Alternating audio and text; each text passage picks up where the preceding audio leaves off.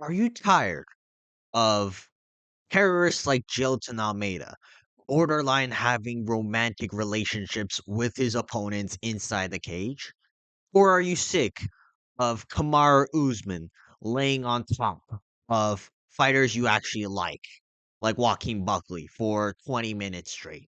Hi, my name is OJ MMA, and today we're going to be talking about 10 of the most exciting grapplers in the UFC right now.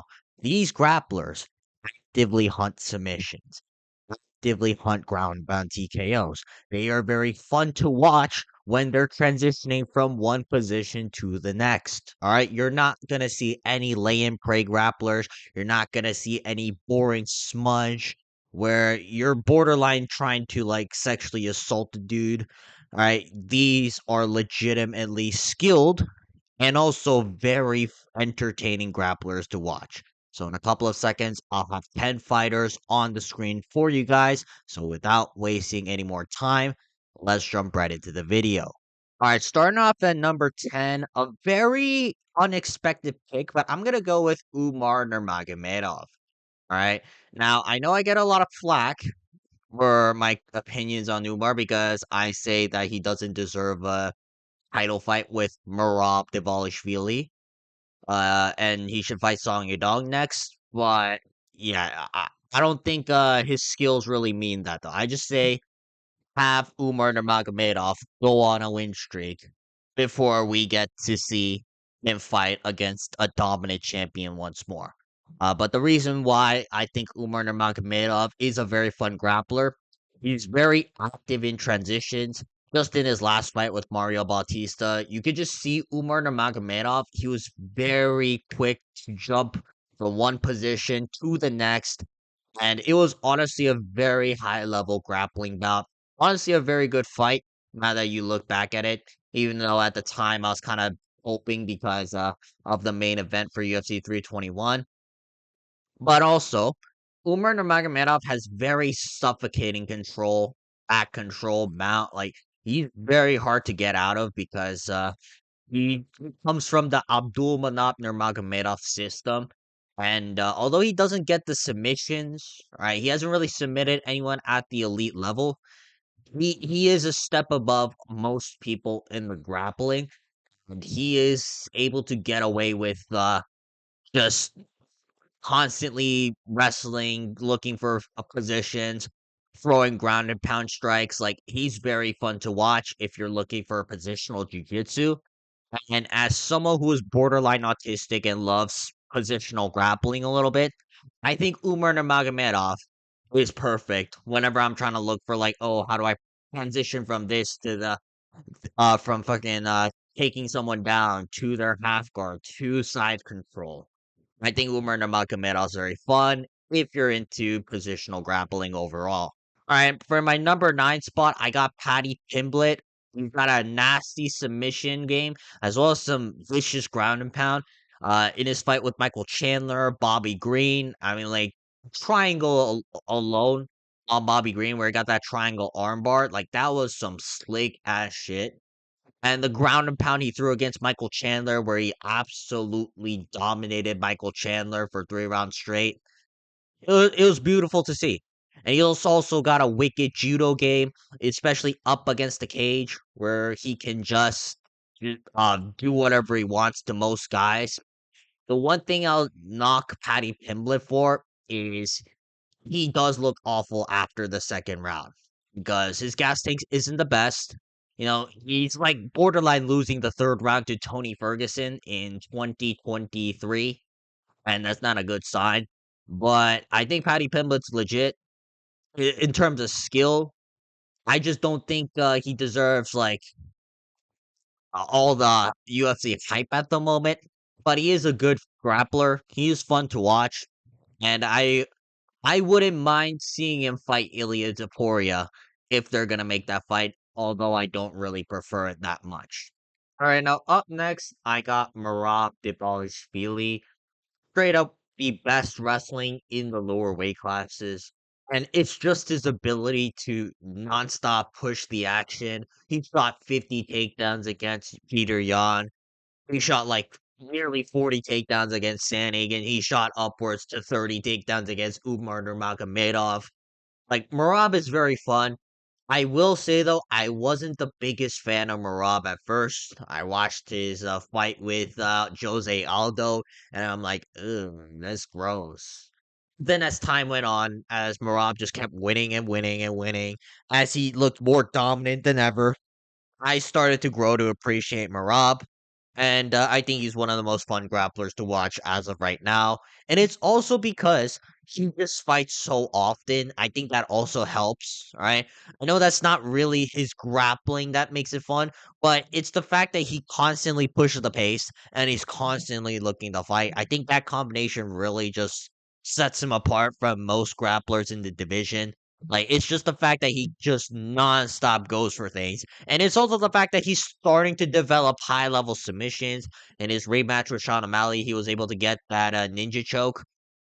So I think Merab Dvalishvili is one of the 10 best grapplers when it comes to entertainment, and he's very fun to watch as of right now. All right, now up next we got Valter Walker. Right now, I typically don't like heel hooks. All right, anybody who goes for heel hooks, I think seek help.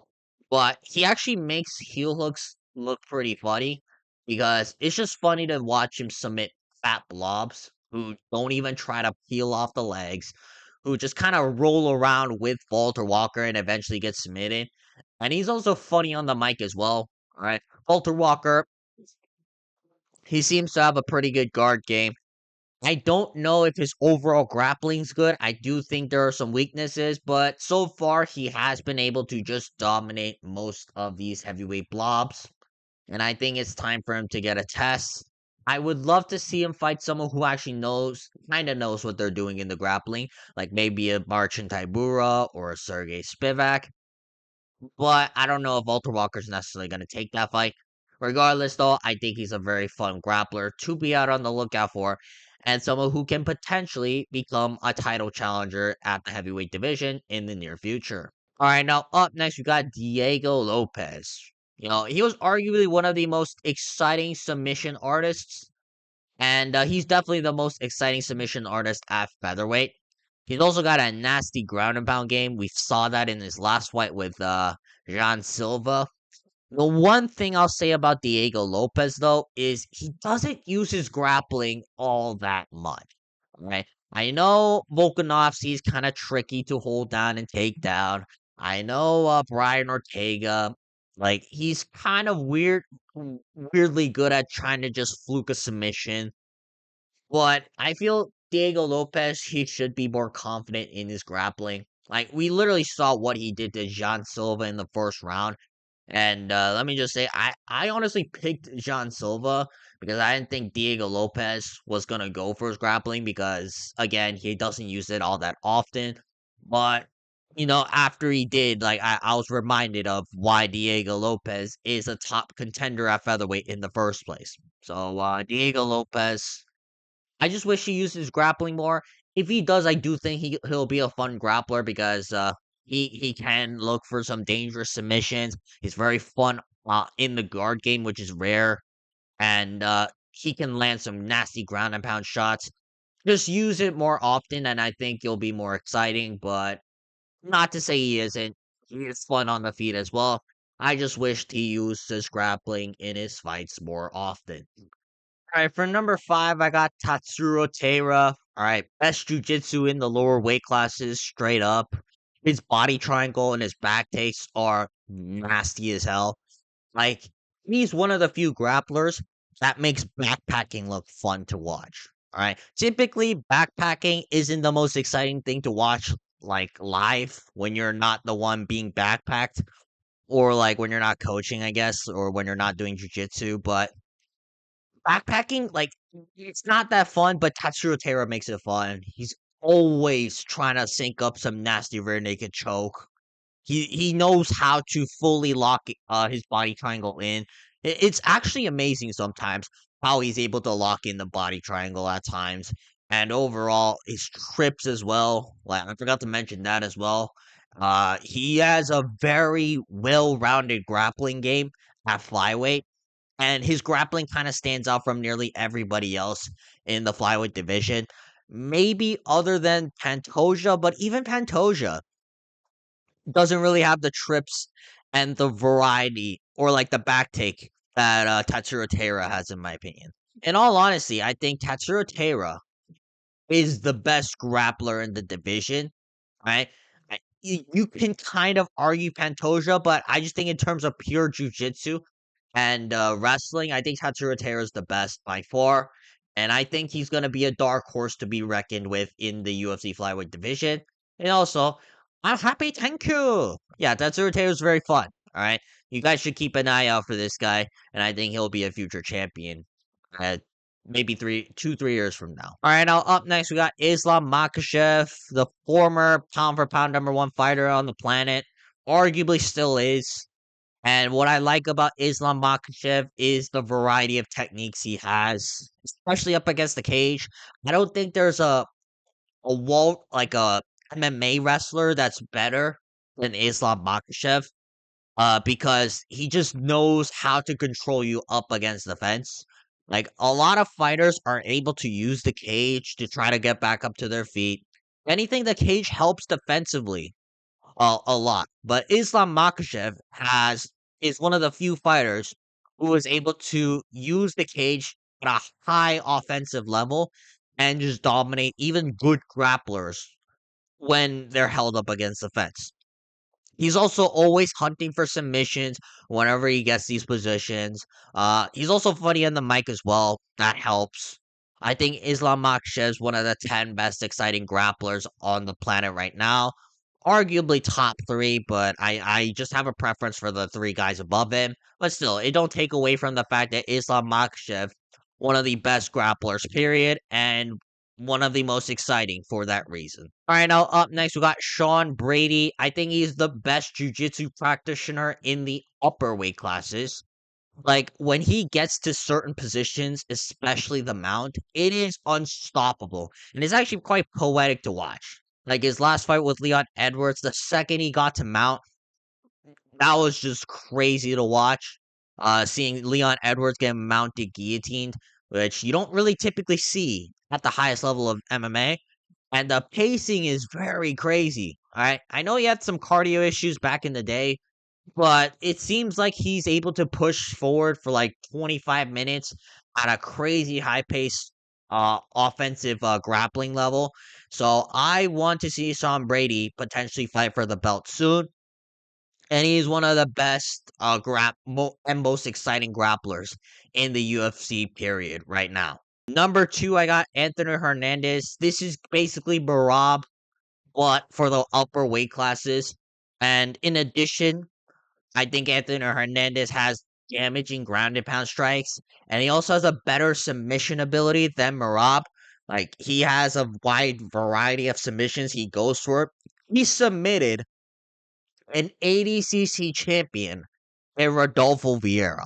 That is impressive to do. I think Anthony Hernandez is hands down the most exciting grappler in the upper weight classes. Like, can you debate Sean Brady? Can you debate Hamza Chimaev? Can you debate Valter Walker? I don't think so. Like, nobody really pushes the pace like Anthony Hernandez does for multiple rounds. And nobody can get these dominant positions and throw some nasty ground and pound strikes like Anthony Hernandez can when you compare him to the upper weight class guys. Anthony Hernandez, I put him at my number two spot for those reasons alone. But arguably, I could put him at my number one spot if it weren't for this guy coming up next. And for my number one spot, I got Charles Oliveira. I mean, he makes pulling guard look Chad. He makes omoplatas work at the highest level of MMA. He makes guillotines work in MMA. And he also has the most submission wins in the UFC. I mean, this guy can practically do it all when it comes to grappling. And I love him for that. All right. Charles Oliveira, I know I said this story a lot of times, but he's inspired me to train jujitsu. And I thank him for it because he made jujitsu look fun to me. All right. It's very hard to do that for somebody who's never trained jujitsu before. So Charles Oliveira, he's still doing it at the highest level. I know he lost to Ilya Taporia, but still, like he was able to bounce back against Matej Gamrot, who's a very high level grappler in himself.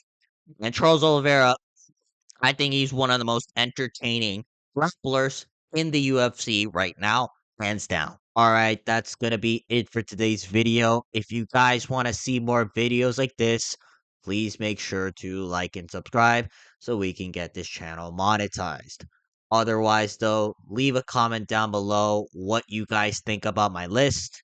And other than that, I'll have my predictions out for Steve Garcia versus David Onama soon. So stay tuned for that. And other than that, I'll see you guys later. Peace.